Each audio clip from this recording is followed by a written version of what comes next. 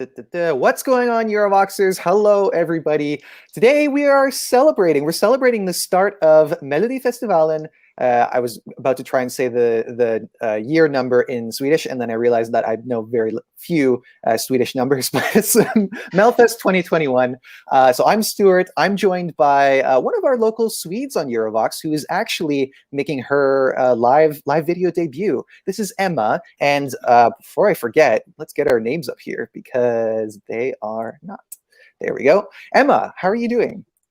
I'm in some kind of shock or like some kind of adrenaline after the first semifinal. How are you? I'm doing pretty well, and I mean, I'm not. I don't know if I would say that I'm in shock, but I'm definitely quite surprised by the results. Before I forget, I know that we agreed that we would give ourselves a cheers. So, Yay! how do we say cheers in Swedish? Skål. Skål. Skål. Skål. Skål. Skål. we'll practice that again later. Yeah. I'm gonna take a drink. There will be more skål. Let's say hello to people in the live. Of course, we've got Sarah O'Halloran, who says, I like Sweden. I like Sweden too. We got Klavs. Nice to see you again. Hello, Francesca. Marson's saying, Jessica robbed. We will get to that. RJ, nice to see you. We've got Vig Splash Films, who is also saying Natalie robbed, but they're happy for Danny. Hello to James Lewis.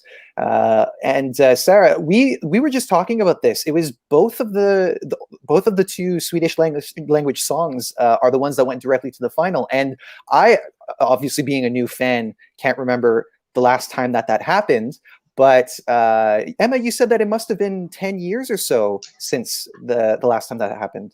Yeah, I don't have any facts, but I think at least 10 years, 10 or maybe 15 years ago. I can't remember even.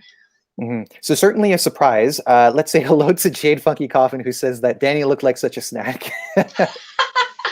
Lysander, hello everyone. Sam Ravenbach. Lilla Sister. Lilla Sister, yes. Probably a surprise for some people as well. And Sarah would like to know, Emma, do you like dancing? Oh, no. No? Not at all. Not in the least? Not even like alone in your bedroom? Yeah, maybe, but when no one sees. Fair enough. I'm a musician, that's why. So I can like sing and play. I don't have to dance then. Perfect. So you're giving us the music through other means. Let's say hello to Hexo, who is joining us from Poland. Thank you for the music, says that they loved Paul Ray. Nice to see Michael Forbes. Pengstrom is also saying Lilla Sister. So let's get into these. We'll get to Lilla Sister because obviously we're going to be seeing them again in Under Hansen. But I guess let's talk about Danny first, because he was the one that before the songs had come out, I know that he was leading the odds. When the snippets were released, there was a bit of a dip. People said that they weren't totally impressed with what he was bringing based on that. But in fact, he's going directly to the final. So tell me, Emma, what did you think of Dandy Dansa? I think it's a very smart song because it's so stupid, so it's so smart, and it just sticks directly to your brain. And you get annoyed by it, but you still like it. It's in my brain right now, actually. That's the song I remember mostly. Mine too. Is there, maybe you could help us out since you do speak Swedish. Could you tell us a little bit about what's going on in the lyrics? Like, obviously we can pick up that dansa means dancing, right? Yeah. Yeah. The lyrics, it's not so much to translate, actually, because there isn't so much in the lyrics. It was more interesting to actually read what was saying on the boxes. On one of the boxes, it was saying mer öl, which means more beer. Oh. And one was saying bardisk, which means where you like stand at the bar. Mm-hmm. And one box, it says låda, which means box. So that was like stealing my focus a little bit more than the lyrics of the song, actually. Yeah, and I didn't understand if there was something that I was missing with the cardboard boxes. I will say that the staging, it's definitely reminiscent of Jamiroquai, Virtual Insanity, which, I mean, in my opinion, like, no one can really top that. And, you know, it's possible that they were going for a reference to that, but that was like for me, it's such an iconic song from the 90s. Uh-huh. Was there something about the use of cardboard in the lyrics, or was it just, cardboard for the sake of it? As I have no idea, actually. It was so confusing. But it kept your interesting up in some kind of way. And it was in the interview with Christer Björkman afterwards, he talked something about thinking outside the box. So I think it was some kind of metaphor in it. Okay. All right. Let's say hello to a few more people. Let's say hello to Rina Kay. Hello from US, from a Finnish American. Nice to see you. Am Rifki, nice to see you again. Michael Forbes saying, it doesn't mean that they will sing Swedish in ESC. Many have sung Swedish in Melodifestivalen, but English at the contest. So, I mean, maybe you could help me out here. Do you remember the last time that a winner had translated their song for Eurovision?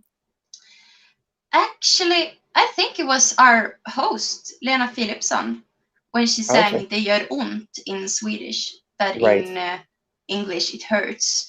And many people were very disappointed with the English version because it wasn't as good as the Swedish, chorus.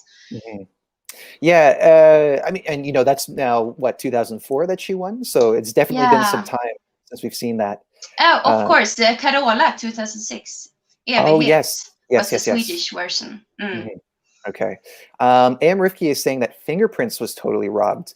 Well, okay, so again, we'll get to the non-qualifiers first, but let's see. Jade Funky Coffin says he loves how Danny was unbothered while the results were coming in. Well, I mean, I know that he has a bit of a legacy when it comes to Melodifestivalen, because I believe he's come second. I know he's come second at least once, but was it twice? Oh, just a second. Something happened with my. Okay. You can still talk. Sure. In the meantime, so. Pinkstorm is saying, "Don't talk so loudly." Sounds okay to me. Okay, we've got two of you here. What's happening?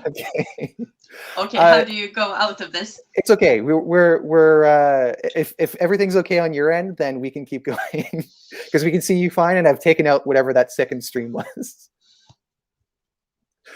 What's going on? I think it's good now. Okay. So Danny, second at Melfest once or twice? Just one. Once. Stu, I think I'm hearing myself twice. Can you entertain people here? Okay. All right. We'll try to sort this out. I gotta remove you from the chat for a little bit. Okay, so we got Punkstrom saying, oh yes, don't talk so loudly. Francesca saying Danny's song had a great beat. Yeah, I mean, it was one that was pretty easy to remember, very catchy. I definitely enjoyed it. Vova is crying about Fingerprints. I don't understand how Swedish people cannot vote for a song. Yeah, I mean, I think there's going to be a lot of disappointment coming out of this first semifinal. I know that there are a lot of high expectations for other people. But I mean, that's sometimes just how the cookie crumbles. And Rifki is saying Dandy Danza has some Justin Timberlake plus Benjamin Ingrosso vibes. I see what you mean with because Benjamin Ingrosso's staging was really quite contained, and I mean, it was one of the things that worked so well for it. I think we've got Emma back now. Yeah, no, it works. Technical issues. First live video. Exactly, and anything can happen. So as long as everything's working now, Felix P is saying Sweden is canceled. So clearly, a lot of people that are quite upset. But let's talk about the other, which I have to look at the name again to make sure that I'm getting it somewhat right. Arvingarna. Arvingarna.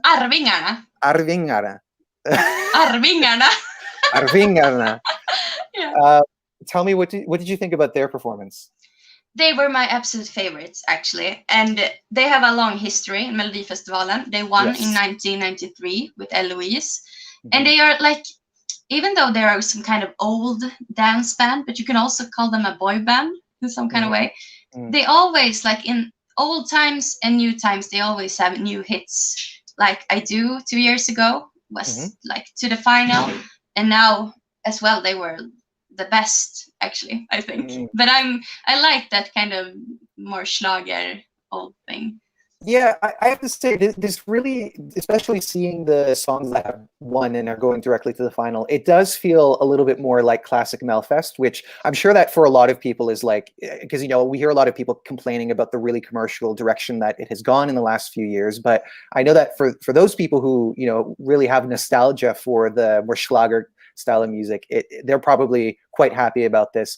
Maybe that's not necessarily reflective of the whole fan base and the international fan base, but nonetheless, let's see. Vova saying, one of the box I love seeing with text Sad. Oh, like what's his name? Sade. Yeah, the the winner from 2011, right? Yes, exactly. 2011. Yeah, Eric, right? Eric, yeah. Yes. I was having one of those moments. One of those moments Yeah, where Erik Saade won with Popular in 2011. right, and he's in Melfest again this year. I don't remember which semi he's in. Do you?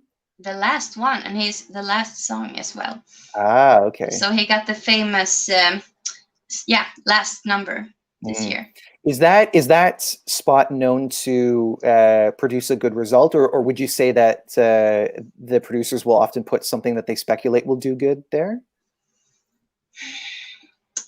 Oh, I don't know actually. Usually it's some kind of favorite that gets that position, you could say. But I think he's like some kind of favorite, but I wouldn't say that he have to win just because that. Right, exactly. Yeah. I mean, obviously running order doesn't determine everything. You still have to come with a song that people resonate with and vote for, especially because this is all it's 100% televote, so you can't get it out of nothing. So this is definitely something that we should pay attention to, because obviously we want to talk about the Roop. There's another group of us that's coming on to talk about the Roop. So maybe we'll wrap it up here. I know obviously there's lots to talk about with MELODIFESTIVALEN, and guys, we will be doing more videos. We're going to try and do a video every week to catch up with all things Melfest, because obviously it's very exciting and we want to know what you guys think. But since we're getting this news from Lithuania that the Roop have won once again, I think we'll leave it here.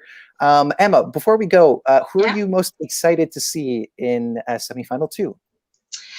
Oh, I think it's so weird because I was more excited about the first semifinal because there were great names.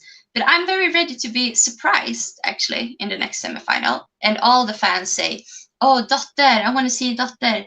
But I want to be surprised. And I think the crazy old ladies, Eva Ros and Eva Rydberg, will give something extraordinary, I think. Yeah, I think so too. And yeah, definitely. I really enjoyed Dotter's performance last year, so I would be really excited to see. I should probably I should work on saying it the Swedish way. Dotter. Dotter. Right? Yeah. Okay. But it's such a great year. There are so many favorite candidates. It's going to be so excited. Definitely. So we will leave it here so that we can get our other crew to come on and talk about the winners of Lithuania's selection, the Roop. You guys can just hop on that one because they're going to be starting in a few minutes or so. But thank you guys for joining us so much. Again, we'll do lots more videos on Melfest, as well as all of the selections that are happening for Eurovision this year. As you can see, we really work to try and get them all in. And we will see you on the next video. Take care, guys. Bye. Take care.